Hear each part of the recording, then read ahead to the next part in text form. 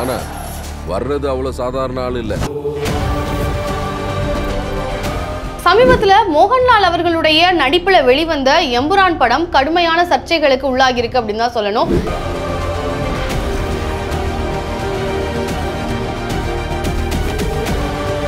இந்த படத்துல இந்துத்துவ வெறியர்களை உங்களுக்கு கோபம் வர்ற வகையில பல விதமான சீன்ஸ் இருந்ததாக சொல்லப்படுது. இதன் காரணமாக படத்தினுடைய தயாரிப்பாளர் மேல தேச விரோத வழக்குகள் வந்து போடப்படும். அவர் அதன் மூலமாக கைது செய்யப்படுவார். படத்தில் நடித்த மோகன்லால் அவர்கள் மீது அமலாக்கத்துறை நடவடிக்கை எடுக்கும். படத்தினுடைய இயக்குநராக இருக்கக்கூடிய பிருத்திவிராஜ் அவர்களும் வந்து அமலாக்கத்துறையை சந்திக்க வேண்டியது இருக்கும். இப்படி பல விதமான நெருக்கடிகள், அச்சுறுத்தல்கள் படக்குழுவினருக்கு கொடுக்கப்பட்டு எம்புரான் படத்துல இருந்து கிட்டத்தட்ட 17 சீன்ஸை வெட்டி தூக்கி எறிஞ்சிருக்காங்க. இதுக்கான காரணம் என்ன, அப்படி அந்த படத்துல என்ன சொல்லியிருக்காங்க அப்படின்றத பத்தி தான் இந்த காணொலியில நம்ம பார்க்க போறோம்.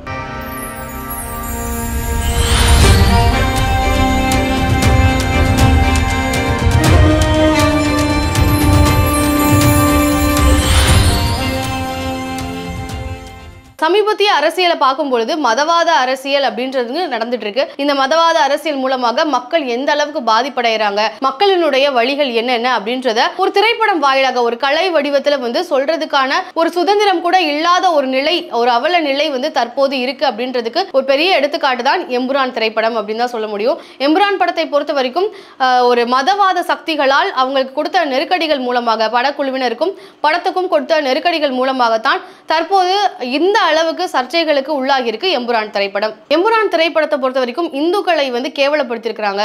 இந்து மதத்தை வந்து இழிவுபடுத்துற வகையிலும் தேச விரோதிகளினுடைய குரலாக பல இடங்கள்ல படம் ஒலிக்குது அப்படின்ற மாதிரியான கமெண்ட்ஸை வந்து தொடர்ந்து இணையதளங்கள்ல கொடுத்து இந்த படக்குழுவினருக்கு அச்சுறுத்தலை ஏற்படுத்தி இப்போ தற்போது படத்துல இருந்து 17 சீன்ஸ், அது மட்டும் இல்லாம பல இடங்கள்ல டயலாக்ஸை மியூட் பண்ணி அவங்களுடைய அந்த ஒரு அச்சுறுத்தல் மூலமாக அவங்க என்ன விரும்பினாங்களோ, எத்தனை சீன்ஸை கட் பண்ணணும், இத்தனை விஷயங்களை மியூட் பண்ணணும் அப்படின்னு சொல்லி படக்குழுவினருக்கு அச்சுறுத்தலை ஏற்படுத்தி இந்துத்துவ சக்திகள் அவங்க எதை விரும்பினாங்களோ அதை சாதிச்சிருக்கிறாங்க அப்படின்றதான் நம்ம இதன் மூலமாக பார்க்க முடியுது. எம்புரான் படத்துடைய தற்போதைய நிலையை பொறுத்த வரைக்கும் காஷ்மீரி ஃபைல்ஸ் என்ற திரைப்படமா இருக்கட்டும், கேரளா ஸ்டோரி அப்படின்ற படமா இருக்கட்டும், அதுல வந்து பெரும்பான்மையாக இஸ்லாமியர்களை வந்து தவறாக சித்தரிக்கக்கூடிய இந்த கதைகளை வந்து இந்துத்துவ சக்திகள் அந்த அளவுக்கு குதூகலமாக வரவேற்றாங்க.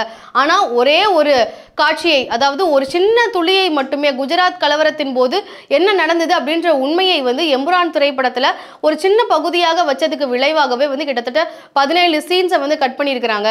நிறைய இடங்கள்ல மியூட் பண்ணியிருக்கிறாங்க. இதை செய்யறதுக்கு அந்த அளவுக்கு நெருக்கடிகள், இதன் மூலமாக அவங்களுடைய அதிகாரத்தை வந்து வெளிப்படுத்தி இருக்கிறாங்க அப்படின்றதான் நம்மளால புரிஞ்சுக்க முடியுது. எம்புரான் திரைப்படத்தினுடைய இயக்குநராக இருக்கக்கூடிய பிருத்திவிராஜ் அவர்களை வந்து RSS தன்னுடைய இதழாக இருக்கக்கூடிய ஆர்கனைசர் அப்படின்ற இதழில் பிருத்திவிராஜ் அவர்களை பொறுத்த வரைக்கும் தேச விரோதிகளினுடைய குரலாக தான் ஒலிக்கிறாரு அப்படின்ற மாதிரியான விஷயத்த பதிவு பண்ணியிருக்கிறாங்க.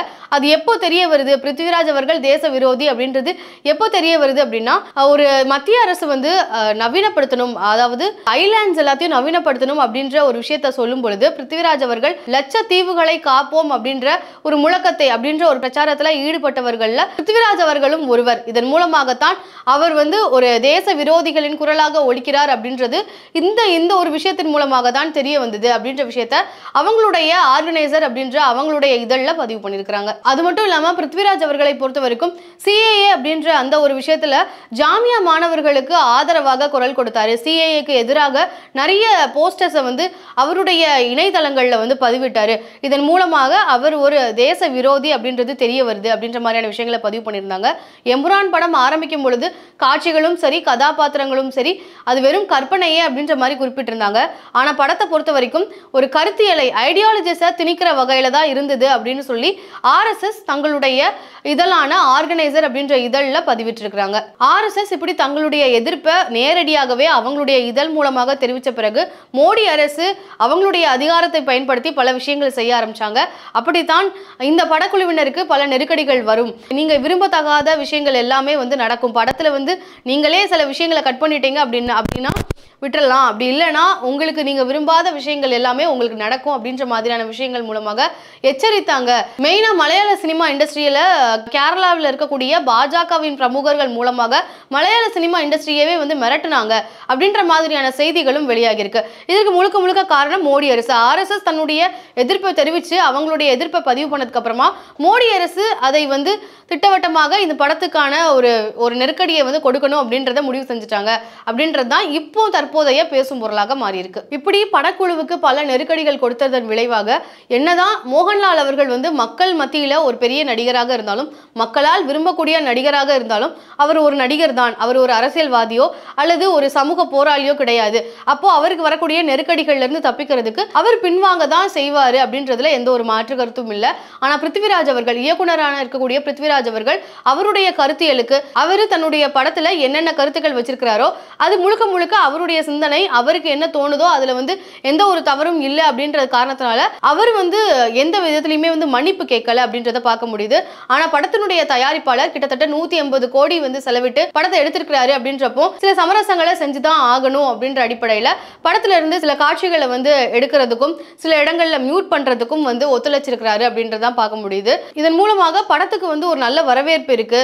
அது மட்டும் இல்லாம வசூலும் வந்து நல்லாவே இருக்கு அப்படின்ற அடிப்படையில படத்தை வந்து அழித்தொழிக்கணும் அப்படின்றது அதிகாரத்தில் இருக்கக்கூடியவங்களுடைய ஆசையாக இருக்கும் பொழுது படம் வந்து அழியக்கூடாது, அவருடைய ஒரு உழைப்பு வீணாகிடக்கூடாது அப்படின்ற அடிப்படையில அவர் கொஞ்சம் பின்வாங்கிட்டாரு அப்படின்ற மாதிரி தான் பல விஷயங்கள் சொல்லப்படுது. இந்த அளவுக்கு சங் பரிவாளன் வந்து ஒரு நடவடிக்கை எடுத்திருக்கிறாங்க, இந்த அளவுக்கு ஒரு அச்சுறுத்தல் வந்து ஒரு படக்குழுவினர் அவங்களுடைய கருத்துக்களை சொல்றதுக்கு கூட சுதந்திரம் இல்லாத ஒரு சூழலை உருவாக்கி இருக்கும் பொழுது கேரளாவின் முதலமைச்சராக இருக்கக்கூடிய பினராயி விஜயன் அவர்கள் என்ன சொன்னாரு, அவர் ஏதாவது கருத்துக்கள் சொல்லியிருக்கிறாரா அப்படின்னு பார்க்கும் பொழுது அவரும் அவருடைய கண்டனங்களை வந்து பதிவு பண்ணியிருக்கிறாரு. அதாவது இந்த அளவுக்கு படக்குழுவினருக்கும் தயாரிப்பாளரினுடைய அவர் நஷ்டம் அடைஞ்சிடக்கூடாது அப்படின்ற அடிப்படையில் பல காட்சிகள் வந்து எடுத்துக்கப்பட்டிருக்கு அப்படின்றத வந்து நான் தெரிஞ்சுக்கிட்டேன். இதன் மூலமாக எனக்கும் வந்து வருத்தம் அளிக்குது அப்படின்ற மாதிரியான விஷயங்களை சொல்லியிருந்தாரு. சங் பரிவாளன் இந்த அளவுக்கு பண்றது அப்படின்றது ஜனநாயகத்துக்கு உகந்ததல்ல. இது வந்து மக்களுடைய சங் பரிவாளன் இந்த அளவுக்கு ஒரு நெருக்கடிகளை கொடுத்து ஒரு சுதந்திரத்தை பறிப்பது அப்படின்றது ஜனநாயகத்துக்கு உகந்ததல்ல. மக்கள் தங்களுடைய கருத்துக்களை கூட அவங்களுடைய படைப்புகள் மூலமாக, அவங்களுடைய கலைகள் மூலமாக அவங்களுக்கு என்ன தோணுதோ அவங்களுடைய ஐடியாலஜிஸை வந்து முன்வைக்கிறதுக்கு கூட ஒரு சுதந்திரம் இல்லை அப்படின்றப்போ இது வந்து ஒரு ஜனநாயக போக்கு இல்லை, இது வந்து அழிவை நோக்கி போய்கொண்டிருக்கு அப்படின்ற மாதிரியான விஷயங்களை அவருடைய கண்டனத்தில் வந்து பதிவு பண்ணியிருக்கிறாரு. ஆனால் இந்த ஒரு கண்டன பதிவு அப்படின்றது படக்குழுவினருக்கு உதவி செஞ்சுச்சா அப்படின்ற கேள்வியை எழுப்பும் பொழுது அது எந்த வகையிலுமே உதவி செய்யலை. சங் பரிவாளனுடைய அதிகாரம் தான் இந்த ஒரு விஷயத்தை பொறுத்த வரைக்கும் ஓங்கி இருக்கு அப்படின்றத படக்குழுவினர்கள் 17 சீன்ஸ் எடுத்ததன் மூலமாகவே தெரிய வருது. முதலமைச்சர் அவர்களை தவிர காங்கிரஸ் கட்சியினரும் பொதுமக்களும் படத்துக்கு வந்து பெரிய அளவில் வரவேற்பு கொடுத்திருக்கிறாங்க. ஆனாலுமே இதில் இந்துத்துவக்கு எதிரான கருத்துக்கள் இருக்கு அப்படின்ற அடிப்படையில் படத்தையே தடை செஞ்சாகணும் அப்படின்ற சில கோரிக்கைகளை முன் வச்சிருந்தாங்க. ஆனால் படத்தை வெளியிட்டு ஒரு ஞாயிற்றுக்கிழமை என்று 17 சீன்ஸை கட் பண்ணி பல இடங்கள்ல மியூட்டும் பண்ணியிருக்கிறாங்க. இதன் மூலமாக இத்தனை சீன்ஸை கட் பண்ணியிருக்கிறாங்க, இவ்வளோ விஷயங்களை மியூட் பண்ணியிருக்கிறாங்க அப்படின்ற போதுமே படத்தை வந்து தடை செய்யணும் அப்படின்றதுல அவங்க எந்த ஒரு விஷயத்தையும் வந்து காம்ப்ரமைஸ் பண்ணலை. படத்தை தடை செஞ்சு ஆகணும் அப்படின்றத மீண்டும் மீண்டும் வலியுறுத்திட்டு தான் இருந்தாங்க. ஆனால் ஒரு சில சீன்ஸ் கட் பண்ணதுக்கு அப்புறமா தான் வந்து அவங்களுடைய கோரிக்கையில், அதாவது இந்துத்துவ வெறியர்களின் கோரிக்கை சிறிதளவு பூர்த்தி செய்யப்பட்டிருக்கு அப்படின்றத சொல்ல முடியும். படத்தில் இருக்கக்கூடிய சிக்கலான கருத்துக்கள், சிக்கலான செய்திகள் அப்படின்னு பார்க்கும்போது குஜராத் கலவரத்தை சித்தரித்ததாக இருக்கட்டும், இந்துத்துவ தீவிரவாதியாக இருந்து அரசியல்வாதியாக மாறிய பாபா பஜ்ரங்கி அவர்களை வந்து இந்த படத்தை சித்தரிச்சதுல இருந்து தான் இந்த படத்துக்கான நெருக்கடிகள் அப்படின்றது உருவாகி இருக்கு. படத்தை பொறுத்த வரைக்கும் வில்லனுடைய கதாபாத்திரத்திற்கு வந்து பஜ்ரங்கி அப்படின்ற பெயரை வந்து சூட்டியிருக்காங்க. பஜ்ரங்கி அப்படின்றதுக்கு பொருள் அனுமன் அப்படின்ற ஒரு பொருள் இருக்கு. அது வந்து அனுமனை வந்து இழிவுபடுத்துற வகையில இருக்கு. அதனால பஜ்ரங்கி அப்படின்ற வில்லனுடைய கதாபாத்திரத்தினுடைய பெயரை வந்து மாற்றணும் அப்படின்றது தான் அவங்களுடைய ஒரு வலுவான கோரிக்கையா இருக்கு அப்படின்னே சொல்லலாம். கோரிக்கைன்றதை சொல்றதை விட வலுவான எதிர்ப்பாக இருக்கு. அது எப்படி பஜ்ரங்கின்னு வைப்பீங்க அப்படின்றது தான் அவங்களுடைய கேள்வியா இருந்துட்டு இருக்கு. அனுமன் பெயரில் இருக்கக்கூடிய இயக்கம் நரவேட்டையாடி இரத்த ஆறு ஓட விட்ட போது அந்த இயக்கத்தினுடைய பெயரை மாற்றணும் அப்படின்னு சொல்லாதவர்கள் ஒரு படத்துல ஒரு வில்லனுடைய பெயரை மாற்றணும் அப்படின்னு சொல்றத எப்படி புரிஞ்சுக்கிறதுனே தெரியல அப்படின்னு தான் சொல்லணும். ஏன்னா ஒரு படத்துல இருக்கக்கூடிய வில்லனுடைய பெயர் பஜ்ரங்கி நீங்க எப்படி வைப்பீங்க அப்படின்னு கேட்கும் பொழுது மொத்த படத்துக்கும் போயிட்டு பஜ்ரங்கின்ற பெயரை எப்படி மாற்ற முடியும்? அவங்களுடைய நெருக்கடிக்கின் அடிப்படையில் 17 சீன்ஸை கட் பண்ணாங்க, நிறைய இடங்கள்ல மியூட் பண்ணாங்க. இதுவே வந்து ஒரு அதிகாரத்தினுடைய அழுத்தம் அப்படின்றது தெரிய வருது. இதை தாண்டி ஒரு படத்தினுடைய கோரா இருக்கக்கூடிய ஒரு பெயரை மாற்றணும்னா மொத்த படத்தையும் எப்படி திருப்பி மாற்றி அமைக்க முடியும் அப்படின்ற ஒரு கேள்விதான் எழுது. இது அப்போ எந்த அளவுக்கு அபத்தமான ஒரு விஷயம் அப்படின்றத இந்த ஒரு கேள்வி மூலமாக நம்மளுக்கு புரிய வருது. படத்தினுடைய கருத்துக்களுக்கு எழுந்த சர்ச்சைகளை தாண்டி படத்தினுடைய நடிகராக இருக்கக்கூடிய மோகன்லால் அவர்களுடைய ஒரு பதிவு தான் வந்து இன்னும் பெரிய சர்ச்சையை வந்து ஏற்படுத்தியிருக்கு அப்படின்னே சொல்லலாம். என்னுடைய அன்பானவர்களுக்கு படக்குழுவினர் வந்து ஒரு உண்மையான ஒரு மன்னிப்பை வந்து கேட்டுக்கிறோம். எங்களுக்கு பெரிய வருத்தம் அளிக்குது. உங்களுக்கு எங்கள் படத்தினுடைய கருத்துக்களும் சில விஷயங்கள் வந்து பிடிக்கல அப்படின்றத என்னால் தெரிஞ்சுக்க முடியுது. அதன் காரணமாக சில சீன்ஸை வந்து நாங்கள் கட் பண்ணுறோம் அப்படின்ற மாதிரி தெரிவிச்சிருக்கிறாரு. மன்னிப்பு கேட்கிறோம் அப்படின்ற மாதிரியும் குறிப்பிட்டிருக்கிறாரு. என்னுடைய பலமே என்னுடைய ஆதரவாளர்கள் தான், உங்களால் தான் மோகன்லால். அதனால் இந்த ஒரு படத்தை பொறுத்த வரைக்கும் நான் வந்து என்னுடைய படமும் சரி, என்னுடைய எந்த ஒரு நடவடிக்கையுமே வந்து எந்த ஒரு சித்தாந்தமோ எந்த ஒரு அரசியல் ரீதியாக எந்த ஒரு கருத்து ரீதியாக இருந்ததே கிடையாது. என்னுடைய திரைப்படம் அப்படின்றது முழுக்க முழுக்க என்னுடைய நடிப்பை சார்ந்தது. இயக்குனரினுடைய கருத்திற்கு இறங்க நான் நடிச்சிருக்கேன் அப்படின்றத மட்டும்தான் அவர் வந்து பதிவு பண்ணியிருக்கிறாரு. அதோட இதன் விளைவாக உண்மையாகவே வந்து நாங்கள் வருந்துறோம். உங்கள் எல்லாருக்கும் மன சங்கடத்தை வந்து உருவாக்கியதற்கு நாங்கள் வருந்துறோம். உங்களால் தான் நான் அப்படின்ற மாதிரியான ஒரு பதிவு இன்னும் பெரிய சர்ச்சையை வந்து ஏற்படுத்தியிருக்கு அப்படின்னே சொல்லலாம். அதனால தான் ஏற்கனவே ஒரு படத்தினுடைய நடிகராக இருக்கக்கூடியவர் ஒரு அரசியல்வாதியாகவோ இல்லை ஒரு சித்தாந்த ரீதியாகவோ இல்லை ஒரு சமூக போராளியாகவோ செயல்படணும் அப்படின்றதுல எந்த ஒரு தேவையும் இல்லை அப்படின்றது மோகன்லால் அவர்களுடைய இந்த செயல் மூலமாக தெரிய வருது அப்படின்னு தான் நம்மளால புரிஞ்சுக்க முடியுது. மோகன்லாலுடைய இந்த ஒரு பதிவுக்கு அவருடைய ரசிகர்கள் பலவிதமான கண்டனங்களை வந்து தெரிவிச்சிட்டு இருக்காங்க. அவருடைய கோழைத்தனத்தை வந்து விமர்சனம் செஞ்சுட்டு இருக்காங்க அப்படின்னு தான் சொல்லணும். மோகன்லால் போன்ற இத்தனை பெரிய நடிகர், இத்தனை ரசிகர்கள் கூட்டம், இத்தனை மக்களுடைய வரவேற்பை பெற்ற நடிகருக்கே ஒரு பாதுகாப்பு இல்லை, ஒரு கருத்து சுதந்திரம் இல்லை, அவர் எந்த விதமான படங்கள்ல நடிக்கணும் அப்படின்றத தேர்ந்தெடுக்கிறது கூட ஒரு அனுமதி இல்லாத ஒரு சூழலை தான் இந்த மோடி அரசாங்கம் வந்து உருவாக்கி இருக்கு.